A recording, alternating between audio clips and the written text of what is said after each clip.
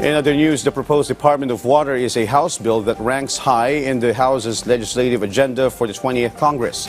Likewise, a bill on added benefits for seniors and PWDs is sure to gain a lot of attention and support. Still, the impeachment trial of the sitting vice president was front and center in the House's agenda earlier today, as Armela Las Moras reports.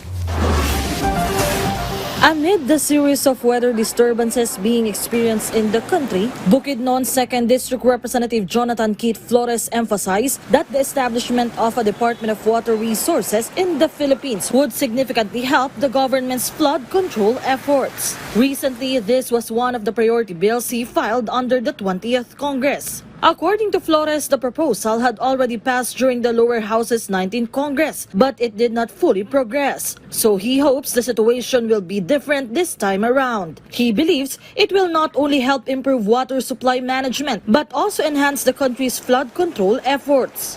There are some areas in the Philippines na kulang yung water, and every time it rains, we just see it go through, di ba? So, ang flood control naman is if it just directs the water away from the rivers and down to the ocean, sayang din, hindi mo nagagamit, no?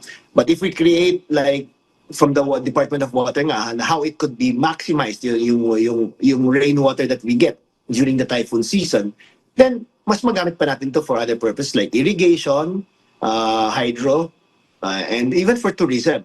Meanwhile, other lawmakers have also been filing proposed bills one after another. For the benefit of senior citizens and persons with disabilities, re-elected Leyte 1st District Representative Martin Romualdez and Tingog Party List Representatives Andrew Romualdez and Jude Asidre are pushing for House Bill number 16, which asserts that senior and PWD discounts should be applied on top of any promotional offers. Meanwhile, aside from these proposals, the issue regarding the impeachment complaint filed by the House against Vice President Sara Duterte remains a hot topic. According to Representative Flores, who's also part of the House prosecution panel, the trial is not optional but mandated by law, so he hopes it will finally be conducted during this. He also expects the House to comply with all the requirements set by the Senate Impeachment Court. I'm almost certain that the House will comply.